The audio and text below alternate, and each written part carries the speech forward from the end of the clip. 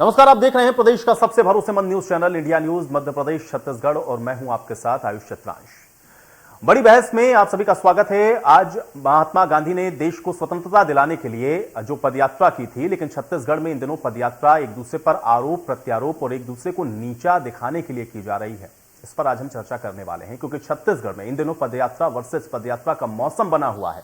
महंगाई के खिलाफ छत्तीसगढ़ समेत देश भर में कांग्रेस के बड़े नेताओं को पदयात्रा निकालने के आदेश दिए गए हैं, लेकिन बीजेपी ने भी अपनी युवा मोर्चा इकाई को छत्तीसगढ़ में आज सरकार के पेट्रोल और डीजल से वैट हटाने की मांग को लेकर के यात्रा निकालने का जिम्मा सौंप दिया है।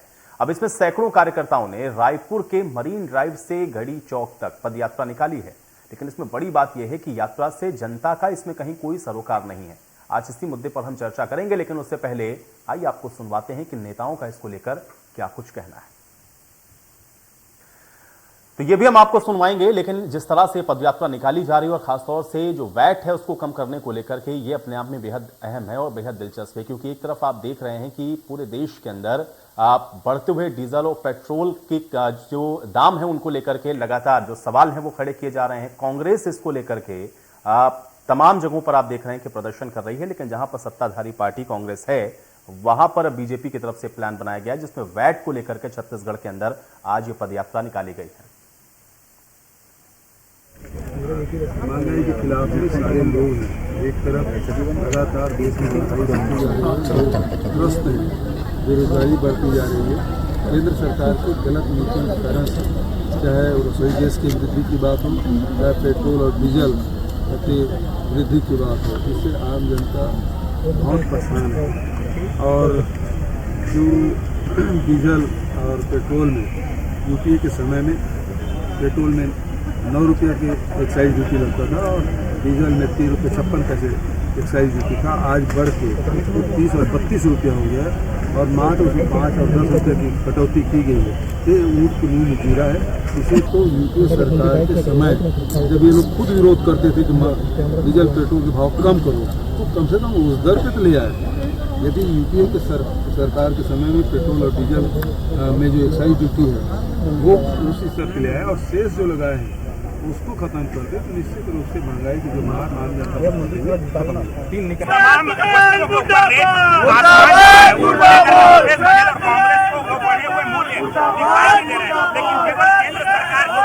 आरोप लगाना, जबकि केंद्र सरकार सहित देश भर के 19 राज्यों ने राहत देने का काम किया है और उसके बाद सरकार की यात्रा निकालने वाले कांग्रेस के नेताओं को निश्चित तौर पर शर्म आनी चाहिए और चुल्लू भर पानी में डूब मरना चाहिए। और छत्तीसगढ़ की जनता के जेब में वैट के रूप में डाका डाल रहे हैं, सीमेंट के रूप में लूट मचा के रखे, रेत माफिया का राज चल रहा है, सरिया के नाम पे लूट मची हुई है।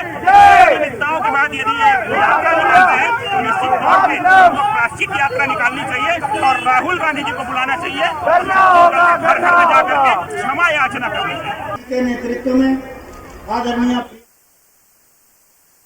तो दोनों ही तरफ से आरोप प्रत्यारोप आप देख रहे हैं, क्योंकि केंद्र सरकार को लेकर के जो घेरने की रणनीति है वो कांग्रेस पार्टी के द्वारा बनाई गई है। जगह जगह पदयात्रा निकाल करके कांग्रेस बढ़ती हुई महंगाई और खासतौर से डीजल और पेट्रोल के जो दाम बढ़ रहे हैं उसको लेकर के विरोध प्रदर्शन कर रही है। लेकिन छत्तीसगढ़ के अंदर आप देख रहे हैं कि पदयात्रा को लेकर के ही पॉलिटिक्स है। एक तरफ तो कांग्रेस की पदयात्रा है, तो दूसरी तरफ भारतीय जनता पार्टी यह हवाला दे रही है कि जब केंद्र ने अपनी एक्साइज ड्यूटी को घटाया तो तमाम जो बीजेपी शासित प्रदेश हैं वहां पर अपने अपने जो राज्य कर रहे हैं उनको घटा करके जनता को राहत देने का काम किया गया, लेकिन छत्तीसगढ़ में वो काम नहीं हो रहा है और इसलिए जनता यहां पर महंगाई से परेशान है। इस पर सरकार को तत्काल एक्शन लेना चाहिए। ये कहते हुए आप देखें कि पदयात्रा भारतीय जनता पार्टी की तरफ से भी निकाली जा रही है और अब पदयात्रा की जो पॉलिटिक्स है वो कहां जाकर रुकेगी, ये बड़ा सवाल है। और छत्तीसगढ़ में पदयात्रा पॉलिटिक्स आप देख रहे हैं कि इस समय अपने चरम पर नजर आ रही है। और आज इसी पर चर्चा करते हैं। 3 मेहमान मेरे साथ जुड़े हैं, पहले उनका परिचय आपके साथ करवा देते हैं। सुरेंद्र वर्मा जी हमारे साथ जुड़ रहे हैं, कांग्रेस के प्रवक्ता हैं। सुरेंद्र जी, बहुत स्वागत है आपका इस चर्चा में। अशोक बजाज जी हमारे साथ जुड़ रहे हैं, भारतीय जनता पार्टी के नेता हैं। अशोक बजाज जी, आपका भी स्वागत। और के शर्मा जी हमारे साथ जुड़े हुए हैं, वरिष्ठ पत्रकार हैं। के शर्मा जी, आपका भी बहुत स्वागत है।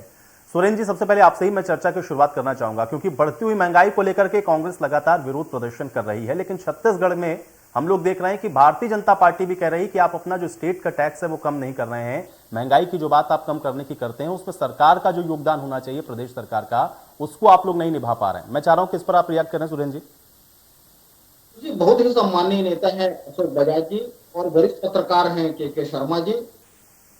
आज मेरा यही निवेदन है कि इस बेहद गंभीर विषय पर सार्थक चर्चा हो। जो मूल बात है आयुष जी, पेट्रोल डीजल पर जो कर का ढांचा है, जो हमारे संघीय व्यवस्था के तहत राज्य सरकारें जो कर लगाती है, वो बेस प्राइस पर जो केंद्रीय कर होते हैं उस पर परसेंट बेसिस पे लगता है। जो केंद्रीय कर होते हैं वो पर लीटर पर लगाया जाता है और उसके बाद बेस प्राइस और केंद्रीय कर के ऊपर परसेंट बेसिस पे राज्य सरकारों का कर लगता है। तो जिस रेशियो में केंद्रीय कर की दर कम होगी, जिस रेशियो में कर का जो पर लीटर जो पैसा है वो कम लगेगा, उसका 25% अपने आप राज्य सरकारों के खाते में कम जाएगा। जो मूल अंतर है, जो अनियंत्रित मुनाफाखोरी मोदी सरकार की है, जो यूपीए सरकार के समय डीजल पर 3 रुपए 56 पैसा पर लीटर सेंट्रल एक्साइज लग रहा था, उसको 10 गुना से अधिक बढ़ाकर 31 रुपया 80 पैसा, ये केंद्र की मुनाफाखोरी का प्रमाण है। और उसी प्रकार 32 रुपया 90 पैसा पेट्रोल पर जो 9 रुपया 48 पैसा लगता था। तो ये दुनिया की इकलौती सरकार है जिसके द्वारा बिना किसी कारण के 10 गुना बढ़ाकर, देखिए ये जो चुनाव परिणाम आए, खासकर हिमाचल प्रदेश और हरियाणा के, जहां भारतीय जनता पार्टी की सरकार है और उपचुनाव में इनका सुपड़ा साफ हो गया। तो जहां 30 से 32 रुपए 33 रुपए तक बढ़ाने के बाद में 5 रुपया कम करना जनता को राहत नहीं है। प्रदेश सरकार ने तो 1% भी नहीं बढ़ाया। जो भूपेश बघेल सरकार में जो वैट की दर है 25%, हमारे पड़ोसी राज्य मध्य प्रदेश जहां पर 31% टैक्स है, वहां से 5% वैट ऑलरेडी कम है। उसके बाद आयुष जी, मध्य प्रदेश में 4 रुपया प्रति लीटर सेस लगाया जाता है, 1% एंट्री टैक्स लगाया जाता है, जो हमारे यहाँ पर नहीं है। मूल बात जो पदयात्रा की है, निश्चित रूप से सार्वजनिक जीवन में आम जनता से जुड़ने, उनके सुख दुख में उनके मुद्दों को जानने के लिए पूर्व से ही ये सर्वमान्य है। पद यात्रा के माध्यम से जनभावना से जुड़ने, जन सरोकार के मुद्दों से जुड़ने और जन जन के बीच जाने का ये जो हमारा प्रयास है कांग्रेस का, तो शुरू से ही रहा है। चलिए अब अशोक जी से इसका जवाब लेते हैं। अशोक जी जवाब। ग्रामीण ठीक है अशोक भी हमारी सरकार फोकस करती है। ठीक है अशोक जी।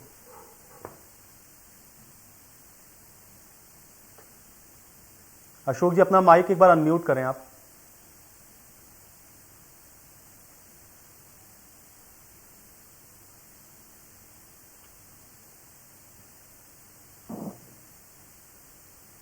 अशोक जी आप सुन पा रहे हैं?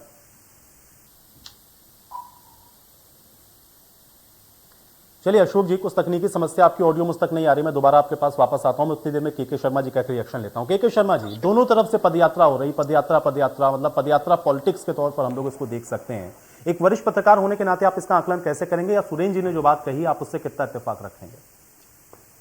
देखिए, महंगाई जो है आम जनता का मुद्दा रहा है, शुरू से रहा है, और इसका असर जो अभी उपचुनाव में है या इंदिरा गांधी के समय भी ये महंगाई का मुद्दा से लेकर अब तक के जो चला आ रहा है, जनता इससे एक हर घर इससे प्रभावित होता है, रसोई से लेकर के सब कुछ।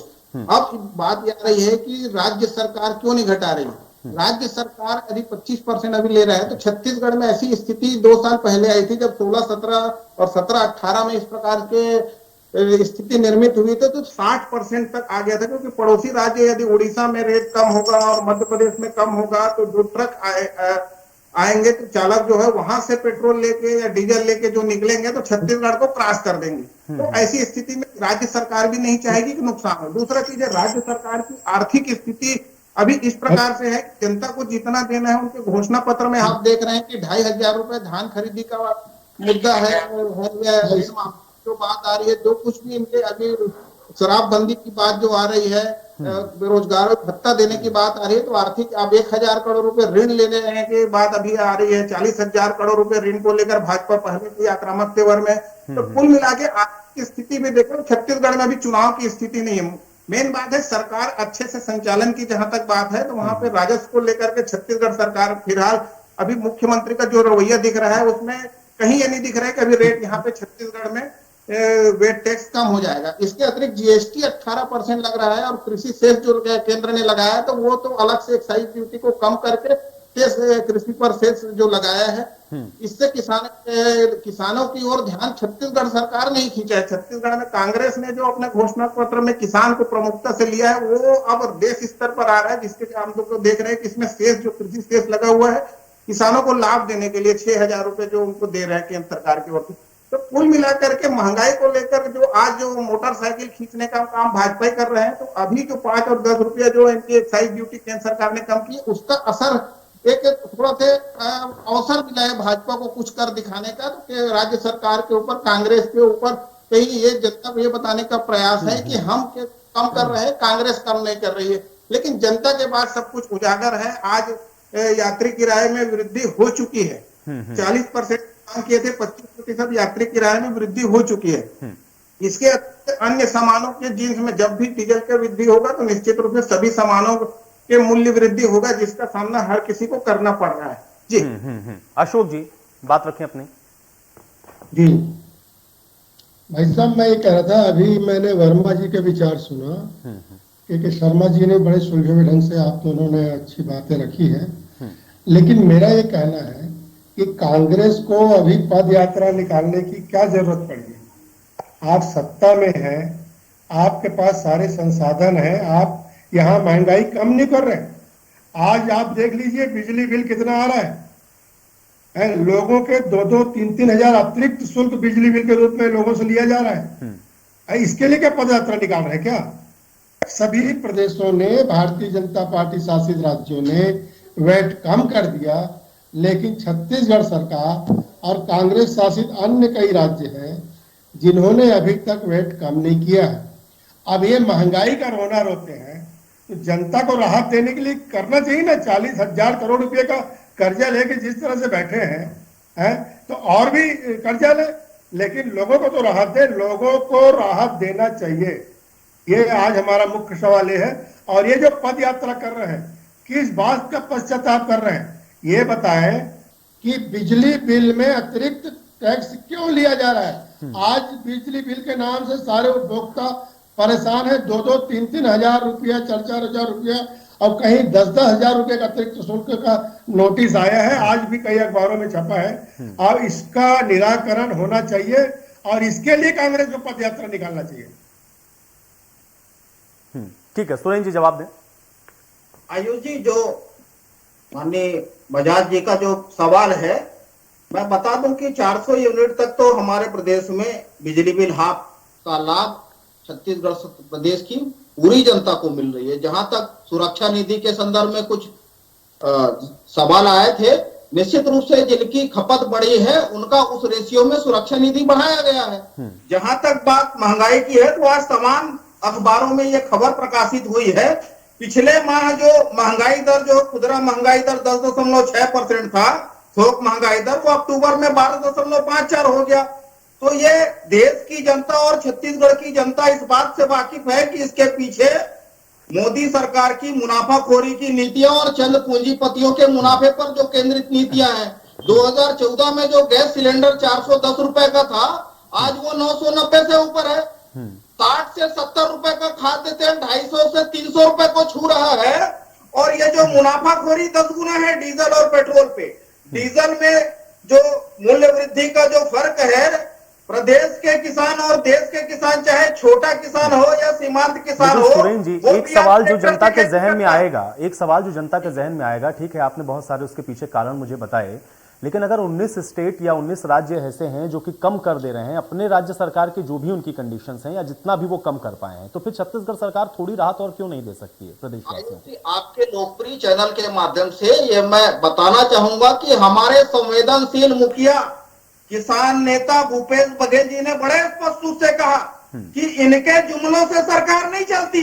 भारतीय जनता पार्टी शासित राज्य एक भी राज्य बताते हैं जो नोटिफिकेशन प्रकाशित किया हो, तमाम स्थिति पर सरकार नजर बनाए हुए है। जो बेहतर हो सके, जो प्रदेश की जनता के हित में हो सके, वो निर्णय लेगी। निश्चित रूप से यदि आवश्यकता पड़ी तो सरकार कैबिनेट में लाकर डिसीजन लेगी और प्रदेश की जनता को किस प्रकार से राहत दी जा सकती, क्योंकि 97% लोगों ने केंद्र के मोदी सरकार की गलत आर्थिक नीतियों के कारण से 97% लोगों की आय घटी है। आयुष जी, 27 करोड़ लोगों की नौकरियां गई है। 23 करोड़ लोग देश के अंदर गरीबी रेखा के नीचे धकेले गए जो मध्यम वर्ग में थे। तो लगातार मोदी सरकार की गलत आर्थिक नीतियों के बोझ के चलते चलिए बजाज जी, बजाज जी, अगर आपको छत्तीसगढ़ वासियों की इतनी ही चिंता है तो क्या जरूरी है कि जब आप सत्ता में होंगे तभी आप वो चिंता करेंगे? भाई केंद्र सरकार थोड़ा और कम कर देगा, छत्तीसगढ़ वासियों की इतनी चिंता है आपको तो थोड़ा और राहत मिल जाएगी, क्योंकि राज्य सरकार तो नहीं कर रही है। आप करिए, थोड़ा और कम करिए। देखिए सुरेंद्र जी हमारे बहुत अभिन्न मित्र हैं और उन्होंने जिस ढंग से अभी अर्थव्यवस्था पर बात की है राष्ट्रीय स्तर पे, उनको ये ज्ञात होना चाहिए कि कोरोना महामारी के कारण पिछले 2 साल से विश्व स्तर पर मंदी का दौर चल रहा है। सब तरफ तबाही का मंजर है, कारखाने बंद हैं, उत्पादन बंद है, नौकरियां चली गई हैं और इस हालत में देश को संभालना कितना मुश्किल काम है। बड़े बड़े विकसित देशों की हालत क्या है आप देख लीजिए, है। लेकिन यहाँ भारत को माननीय मोदी जी के कुशल नेतृत्व के कारण आज कितनी राहत मिली है ये देख लीजिए। तो इस मंदी के दौर से उबरना, लोगों को मुफ्त में वैक्सीनेशन करना और दवाइयां दिलाना, वेंटिलेटर देना, ऑक्सीजन उपलब्ध कराना, ये हमारी सरकार ने किया है। छत्तीसगढ़ सरकार का कोरोना में कोई योगदान नहीं है। मैं तो कह रहा हूँ ना, बिजली बिल इतना इन्होंने बढ़ा दिया। आज सुरक्षा निधि के नाम पर जो शुल्क लगाए गए 2-2, 4-4 हजार, मैं तो एक ऐसे गरीब आदमी जानता हूँ जिसको 10,000 रुपए के बिल आया है। तो राज्यों के साथ मिलकर के ही किसी देश का निर्माण होता है। अगर व्यवस्थाएं प्रभावित हैं, अर्थव्यवस्था प्रभावित है, तो निश्चित तौर पर छत्तीसगढ़ की भी अर्थव्यवस्था उसी में काउंट होगी। अगर देश की अर्थव्यवस्था प्रभावित है तो इसीलिए तो आपकी जिम्मेदारी बड़ी है ना, केंद्र के तौर पर आपकी जिम्मेदारी बड़ी है। पहले तो आप बढ़ा करके उसको 120 तक ले जाएं, 116 तक ले जाएं, उसके बाद कहें कि हमने 5 रुपए 10 रुपए कम कर दिया, थोड़ा और राहत दे देते लोगों को। महंगाई की अपनी जिम्मेदारी से भाग रहे हैं। कांग्रेस शुरू से, चाहे जब से आजाद भारत हुआ है तब से लेकर आज तक महंगाई लगातार बढ़ती जा रही है, कोई घटी नहीं है। और माननीय के शर्मा जी बता रहे थे कि इंदिरा जी के समय में भी 1977 का चुनाव हुआ था, उस समय महंगाई प्रमुख मुद्दा था, तेल की महंगाई से सरकार चली गई। तो कुल मिलाकर कांग्रेस जो है महंगाई की जननी है और इन्होंने जो महंगाई बढ़ाई, उन दिनों कोई कोरोना नहीं था, उस दिनों कोई आर्थिक मंदी नहीं थी, लेकिन आज तो विश्वव्यापी आर्थिक मंदी चल रही है। इस दौर में अगर इस प्रकार से देश को संभालना कितना मुश्किल काम है, ये आप देख लीजिए। अगर आज मोदी जी नहीं होते देश से क्या हाल होता, ये अंदाज लगाइए। विकसित देशों की प्रधानमंत्री कोई भी होता, प्रधानमंत्री के तौर पर वो अपनी जिम्मेदारी को बेहतर तरीके से निभाता। कोई भी प्रधानमंत्री नहीं चाहता कि देश की अर्थव्यवस्था खराब हो। के शर्मा जी, एक रिएक्शन में आपका चाहूंगा, क्योंकि जो तर्क यहां पर दिए जा रहे हैं, चाहे केंद्र सरकार के तर्क हो कि हमने अपनी स्थिति में जिस तरीके से काबू किया या हम जितना नियंत्रित कर सकते थे कर लिया, बाकी स्टेट की जिम्मेदारी है वो करे। राज्यों की जो वित्तीय स्थिति है जिसमें छत्तीसगढ़ का आज हम लोग जिक्र कर रहे हैं, क्या दोनों ही लोग आपको लग रहा है कि कहीं अपने अंतर्द्वंद में फंसे हुए हैं और इस वजह से इसका जो खामियाजा है वो जनता भुगत रही है? दोनों ही तरफ से हमको वो चीजें नजर आती हैं। के शर्मा जी, बेरोजगारी, जैसे मैं पहले ही लाइन शुरू किया था कि दोनों ही जनता के मुद्दा है और जनता का मुद्दा अभी उपचुनाव में भी दिखाई दे दिया है। और आगामी समय में उत्तर प्रदेश 5 राज्यों को जो चुनाव होने वाला है उस पर इनके ध्यान केंद्रित किया जाना है। और जो आप वहां पे कर रहे हैं, तो राज्य अभी जो एक दिवाली के समय एकदम से जो रेट अभी जो कम हुआ है, तो उसको देखते हुए मुझे लगता है कि केंद्र सरकार और भाजपा जो है कहीं ना कहीं इसको महंगाई को एक संज्ञान में ली है। तो मुझे लगता है कि आने वाले समय में जनता को और राहत मिलने की अपेक्षा है। दूसरी चीज छत्तीसगढ़ के, निश्चित रूप से छत्तीसगढ़ की आर्थिक स्थिति की बात मैं बार बार कह रहा हूं कि अभी 1,000 करोड़ रुपए ऋण लेने की बात आ रही है, हम जनता के लिए ऋण लेंगे, ये बात कही जा रही है। महंगाई भत्ते, पेंशनर जो है अपने महंगाई भत्ता केंद्र के समान लेने की बात को लेकर आंदोलनरत है। 31% महंगाई भत्ता केंद्र के समान, इसी तरह हर कर्मचारी कर रहा है। यात्री कर में वृद्धि हो गई है, तो महंगाई की मार आम जनता तक बढ़ रहा है। प्राइवेट नौकरी में कहीं भी इस प्रकार से वेतन वृद्धि की बात तो आती नहीं। कोरोना काल में जैसे बजाज जी बता रहे थे, लोगों को बेरोजगार हुए हैं बल्कि, और छत्तीसगढ़ 7 राज्यों से घिरा है। अन्य राज्यों में यदि कम होगा तो जैसे सुरेंद्र जी कह रहे हैं कि राज्य सरकार की मजबूरी हो जाएगी कि यहाँ भी रेट कम करें, नहीं तो जो यहाँ पे छत्तीसगढ़ इतना बड़ा स्टेट नहीं है कि यहाँ पे डीजल भराना अनिवार्य हो। उड़ीसा में यदि डीजल फुल टैंक करके निकलेगा तो आराम से वो गाड़ी महाराष्ट्र पहुंच जाए। तो ये स्थिति को देखते हुए अभी एक राजनीतिक लाभ लेने की बात आ रही है और केंद्र सरकार पर कहीं न कहीं दबाव बनाने की बात है। जहां चुनाव है उत्तर प्रदेश नहीं, में, लेकिन केके शर्मा जी, मैंने अप्रोच की बात की। केके शर्मा जी, क्या आपको लग रहा है कि वो अप्रोच भी नजर आ रही है दोनों तरफ से? क्योंकि अगर आपको ये लग रहा है कि प्रदेशवासियों को आपको राहत देनी है, क्योंकि जिम्मेदारी मुखिया के तौर पर प्रदेश की आपकी है, देश की जिम्मेदारी भारतीय जनता पार्टी की है, चूंकि वहां पर सत्ता में इनको चुना है जनता ने, लेकिन क्या वो पॉजिटिव अप्रोच कहीं आपको नजर आ रहा है कि यहाँ की कोशिश भी आपको दिख रही हो कि चलिए थोड़ा सा ही सही हम राहत देने की तरफ बढ़े? जी, वही है। भाजपा के ऊपर अभी महंगाई को लेकर के जो कांग्रेस आक्रामक थी, तो कहीं न कहीं भाजपा को थोड़ा अवसर मिल रहा है। भाजयुमो के कार्यकर्ता आज निकले हैं मोटरसाइकिल पैदल चलाते हुए, तो ये देखने वाली बात है कि केंद्र सरकार जो महंगाई के मामले में था, भाजपा जो राज्य सरकार के ऊपर दबाव बना रही। तो छत्तीसगढ़ में अभी ऐसी स्थिति नहीं है, नहीं राज्य सरकार की आर्थिक स्थिति ना ऐसा कोई माहौल है कि जिसमें यहाँ पे कोई राहत की उम्मीद राज्य सरकार की ओर से की जाए। जब अन्य राज्यों में हो जाएगा, पड़ोसी राज्यों में मध्य प्रदेश में जैसे आज कैबिनेट की सुन रहे हैं कि कम कर रहे हैं, तो वहां कम हो जाएगा तो निश्चित रूप से छत्तीसगढ़ पर असर पड़ेगा बिक्री पर, तो राज्य सरकार को भी कम करना पड़ेगा। जी सुरेंद्र जी। आयुष जी, निश्चित रूप से 32 रुपया बढ़ाकर 5 रुपया कम करना किसी भी रूप में राहत नहीं है। जनता के जेब में मोदी सरकार ने 10 गुना मुनाफाखोरी कर 15 लाख करोड़ से अधिक की राशि विगत 7 वर्षों में वसूली है। जिस प्रकार से वरिष्ठ पत्रकार हैं केके शर्मा जी ऋण का जिक्र किया, मैं आपके माध्यम से बताना चाहूंगा कि छत्तीसगढ़ के हक और हिस्से की राशि केंद्र सरकार के द्वारा 20,637 करोड़ रोकी गई है। पिछले 3 साल से ये अभी का पैसा नहीं है। केंद्रीय बजट प्रावधान में 18-19 का 816 करोड़, 19-20 का 5808 करोड़, 20-21 का 6,465 करोड़, इस प्रकार से 1,389 करोड़ केंद्रीय बजट के प्रावधान की राशि रोकी गई है। केंद्रीय करों में छत्तीसगढ़ की हिस्सेदारी 3,408 करोड़, कोल की पेनल्टी की राशि 4140 करोड़, कुल 20,637 करोड़। आयुष जी, छत्तीसगढ़ के हक का पैसा रोका गया है। ये बार बार भारतीय जनता पार्टी लोन लेने की, ऋण लेने की बात करते हैं, तो ऋण लेने का काम जो है कांग्रेस सरकार किसानों को के कर्जा माफी के लिए, किसानों को फसल का सही दाम देने के लिए, छत्तीसगढ़ के वनवासी भाइयों को 7 के स्थान पर 52 वनोपज खरीदने के लिए, 2500 के स्थान पर 4,000 रुपए तेंदुपत्ते का प्रति मानक बोरा देने के लिए ऋण ली है। निश्चित रूप से हम अपने संसाधनों से चुकाएंगे। जिस प्रकार से केंद्र की सरकार लगातार इनके किसान चलिए एक फाइनल रिएक्शन में तो अशोक जी का भी मैं लेता हूं। समिति पर खाद की सब्सिडी पर 54,117 करोड़। अशोक जी, जब केंद्र ही पैसा नहीं दे रहा है तो राज्य सरकार क्या करेगी फिर? केंद्र में जाए, बात करना चाहिए मुख्यमंत्री को। इनके 40-50 विधायक जाते हैं, मुख्यमंत्री नहीं बदलना चाहिए, मुख्यमंत्री बदलना चाहिए। इस कारण से जब जाते हैं तो ये जो पैसा रुका है इसके लिए जाना चाहिए, उनसे बात करना चाहिए। ये तो 2 सरकारों या 2 संस्थाओं के बीच का मामला है, इसमें आम जनता क्या लेने देना। आपको अपना फर्ज निभाना चाहिए। आपकी नीयत कहाँ दिख रही है? आप किसान की बात कर रहे हैं। आज फसल की क्या स्थिति है? माड़ी भर पानी भरा हुआ है खेतों में, धान का करपा पड़ा है, धान का करपा पानी से डूब गया। किसान धान खरीदने के लिए सरकार तैयार नहीं हुई है, अभी तक इनका अप्रूवल नहीं हुआ है, धान खरीदी नीति नहीं बनी है और अभी तक धान खरीदी कोई तैयारी नहीं है, बारदाने की पूरी व्यवस्था नहीं हुई है।